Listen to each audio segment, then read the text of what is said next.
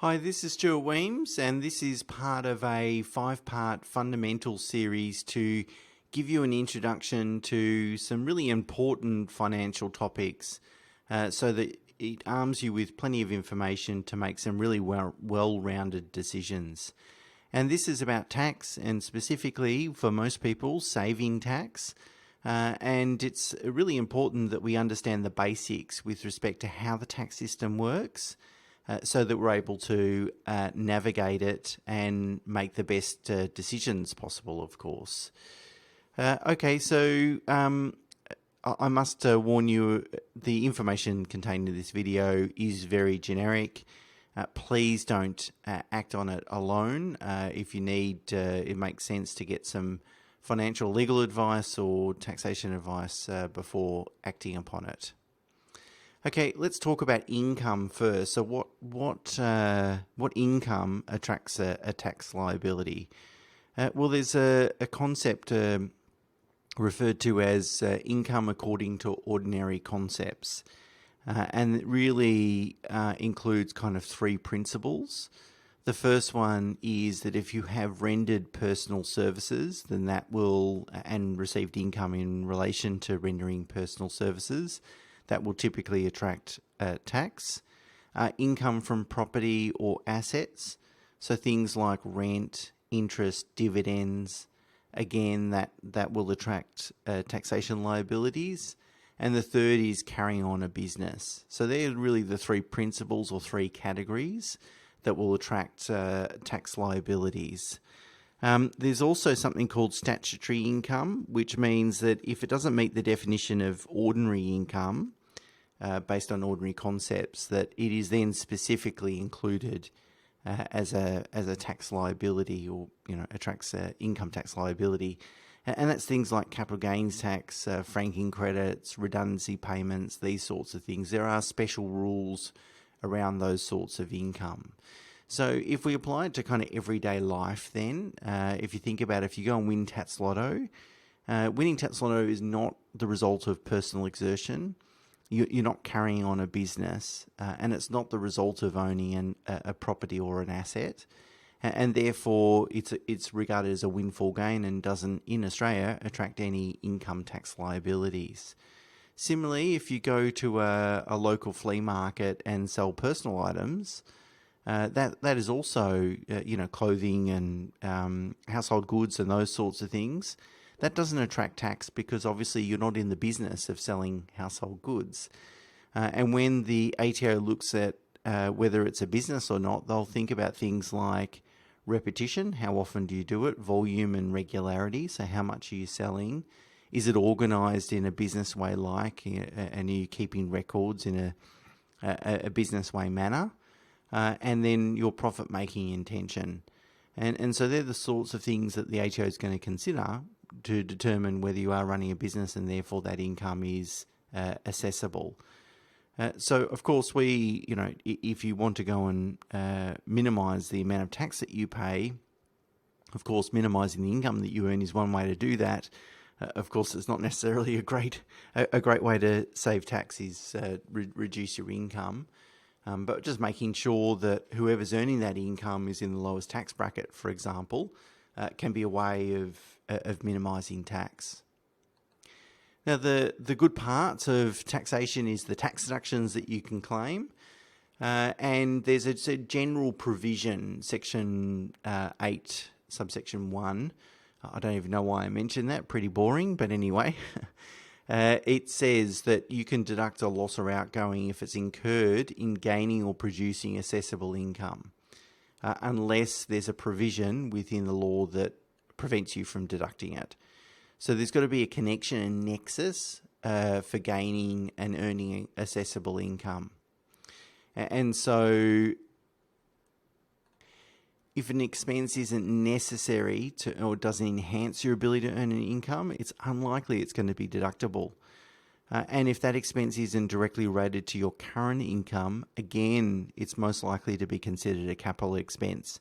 So, for example, if I'm an accountant and I go and do some training to become a psychologist, for example, well, the cost of training, I can't deduct that against my accounting income, income earned as an accountant, because there isn't a connection, a nexus with enhancing that income. If I go and do a master's in accounting, for example, well, then I could probably draw a conclusion that this is going to help my earning income capacity and improve it, and therefore there is, if not fully deductible, at least partly deductible.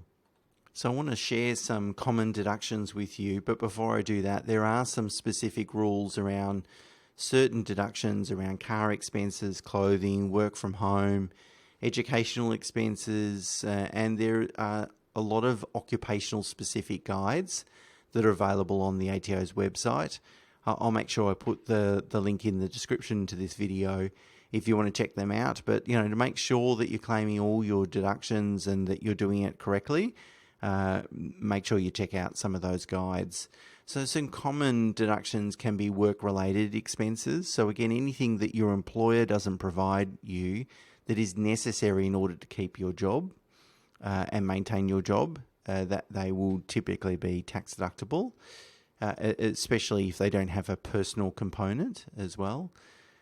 Super contributions, so additional super contributions, that's probably the most common and easiest tax deduction to get. So you can make concessional contributions up to $27,500 a year. And so if you're not already doing that, you can make additional contributions to get you to that cap and claim a tax deduction for it. Managing tax affairs, of course, that's another common one. So paying for tax advice or getting an accountant to prepare your tax return. Donations to the deductible gift recipients. So if they're registered as a deductible gift recipient, then you can claim a tax deduction. And of course, investment-related deductions, the most common being negatively gearing, so borrowing to invest. But any other expenses that are related to deriving investment income or capital gains will also be deductible. The reality is there's not a lot of deductions for employees. Certainly for people in business, there's a greater scope to increase your deductions. And my advice would typically be, whilst it might be unavoidable to pay a lot of tax in respect to your personal exertion income, your salary income, make sure that whatever you're doing with that income in terms of investing it is very tax effective. So if you can't save much on your salary income in terms of tax, then make sure you don't pay much tax in regards to your investments. The next thing I want to talk about is capital gains tax. So how does that work? So if you buy a capital gains tax asset, which is really most sort of property assets, shares, bank accounts, bonds, any sorts of investments and so forth, those assets will typically attract capital gains tax, which means that if you buy the asset and sell it for more than what you paid for it and you've made a gain, you'll have to pay tax on that. Now, of course, most people are familiar with the main residence exemption, which means that you can claim one property that you occupy as a capital gains tax-free asset, but there's some more rules around that.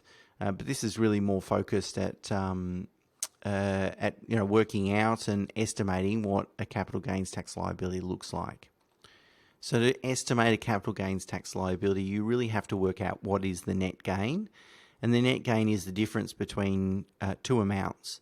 The first amount is the cost, what they call the cost base, is really what you paid for the asset, and any acquisition costs. So if it's a property, for example, you would have paid stamp duty, you would have paid legal fees, you might have paid a buyer's agent if it was an investment property, or any advice fees before you bought that asset. So that's really working out what the cost base is. Now you have to reduce the cost base by any depreciation claimed during the time that you've owned that asset. So that does actually reduce the cost base. Anyway, that's the first element to work out. The next element to work out is the net sale proceeds, which is really what you sold the asset for, less any selling costs. And selling costs could include, again, with property, it's going to be, you're going to have an agent, a real estate agent sell it, so there's going to be some fees there. You might pay for some advice, there might be some legal fees and so forth. But really the difference between net sale proceeds and your cost base will be your gross gain. If you multiply that gross gain, and you've owned the asset for more than 12 months, if you multiply that gross gain by 23.5%, that'll give you an idea of the approximate tax that you'll pay. So for example, if you've made a $100,000 gain on an asset, multiplied by 23.5% means that you'll pay $23,500 in tax on that $100,000 gain. So you obviously still get to keep, more than 2/3 of the overall gain. So quite often we look at capital gains tax as a bad thing, and of course paying any tax is not necessarily great. But if we're keeping 2/3 of the proceeds, it's actually a pretty good outcome from a wealth accumulation perspective. In terms of minimising capital gains tax, it's really about thinking there's not much you can do in terms of ownership. Typically, once an asset is bought in a particular ownership structure, it's cost prohibitive to change that. But you'd be thinking about what tax year or years, if you can sell the asset incrementally, that you want to sell the asset over to minimise that tax. If it's an active asset or an asset part of a business, you should be aware there are some small business CGT concessions that might be available to actually help you avoid paying any capital gains tax. Now, the reason for this video is really to give you a bit of an introduction on how the tax system works.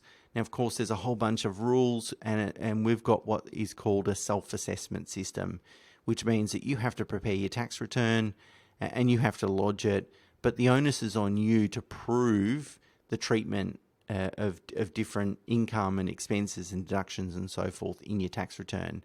So if the ATO comes knocking, the onus is very much on you to prove why you've treated something. The ATO doesn't have to disprove it.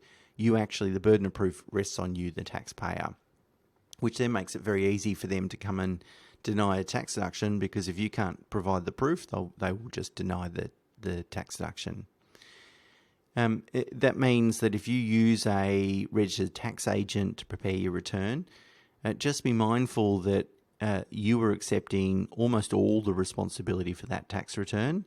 Just because a tax agent agrees to a certain treatment or doesn't push back on a certain treatment that you have requested doesn't mean that you have foregone any sort of responsibility or liability there. And it's important to note that if you do make a mistake or you do something wrong in your tax return and the ATO finds it in an audit, there's going to be three things that you're going to need to pay. You're going to need to pay the tax that you otherwise should have paid. You will pay some penalties, and those penalties will be equal to 25 to 75% of the tax that you underpaid. And then there's going to be a general interest charge, so you'll pay interest on that amount as well, and the interest rate will be north of 10%. So actually, to try and save a little bit of tax today, if you get caught out and they find that, you'll end up paying a lot more tax in the future, and it's really just not worth it. It's not worth attracting the eye of the ATO. What it is worthwhile doing is, particularly if you had the more complex your financial situation is, it's worth getting advice. It's worth making sure that you research certain items, that you speak to people that have experience of dealing with people that are in similar situations to you, so that, because knowledge is power, and it helps you then make sure that you're not paying any more tax than you need to. So there are 4 other videos in this series, this fundamental series. All 4 are a little bit more exciting than saving tax or about the tax system. So certainly check that out. And if you find this video interesting, you can certainly subscribe to my blog/podcast that I prepare on a weekly basis. And the link is in the description, the video description, for you to subscribe. Thanks very much.